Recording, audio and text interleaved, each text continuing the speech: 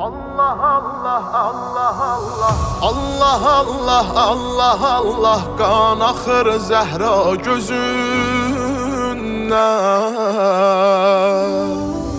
Yaş düşür sili göyərtmiş gül üzəm ola gözündən. Səbrinin qurbanı olmuş həmsərinin başı üstə. Çarəsiz durmuş əlinin düşdü bu dünya gözündən. Deyir Zəhra canımı həsrətin alar getmə. Qəmin cahana otsalar getmə.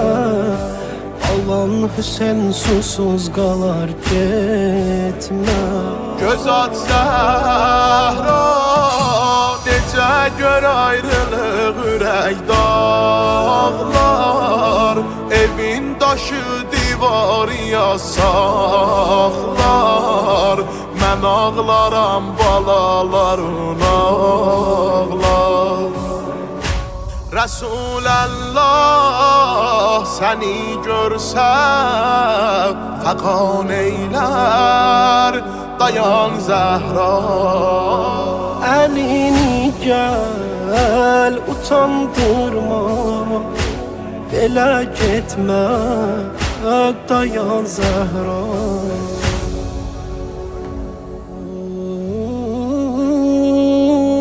Uyan Zəhra,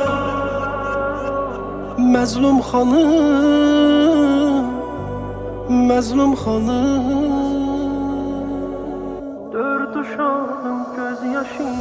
Dörd uşağın göz yaşıyla qüsluvu verdim utandım. Qəmçi dəymiş qollarında yarəvi gördüm utandım. Heydərin canı bu qəmdən ağır olmaz ayrı bir qəm. Buz tutan daş məxzəl üstə cənnəti sərdim utandım. Utandım mən, ehişdi dəfn edəndə yandım mən. Bəqiyə tək gedəndə yandım mən. O qəbri gizlədəndə yandım mən. soyuq qəbrə baxıb deyəndə əlvida Zəhra. Edəndə ruhum ah nəva Zəhra. Dedim məni bağışla ya Zəhra.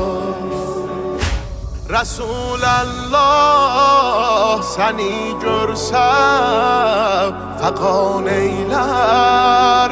Dayan Zəhra, əlini gəl utandırma. Belə getmə, dayan Zəhra. Əli bahəm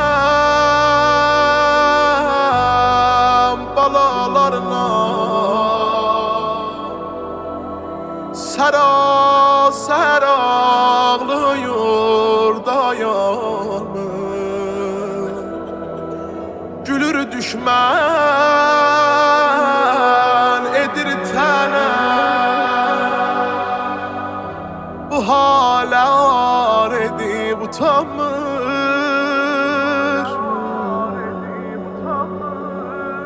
Gecə dəfn eyləyib yarın.